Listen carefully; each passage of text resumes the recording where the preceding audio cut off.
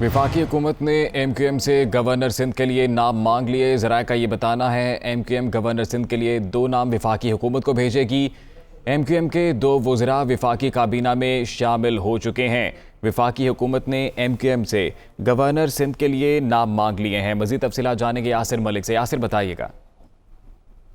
हुकूमती इत्तेहादी जमात जो है MQM, उससे गवर्नर सिंध के लिए हुकूमत ने 2 नाम जो है वो मांग लिए हैं और MQM की जानिब से गवर्नर सिंध के लिए 2 नाम जो है वफाकी हुकूमत को अब भिजवाए जाएंगे।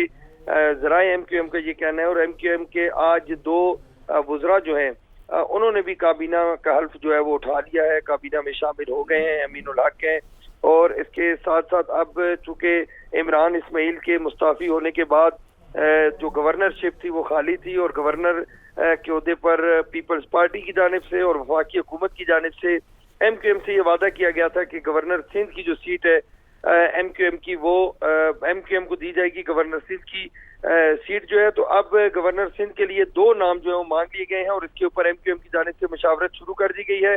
कभी इम्कान ये है कि आज रात तक 2 नाम जो है वो वजीर आज़म पाकिस्तान शहबाज शरीफ को भिजवा दिए जाएंगे। जी, बहुत शुक्रिया आपका यासिर मलिक, तफसीलात से आगाह कर रहे थे।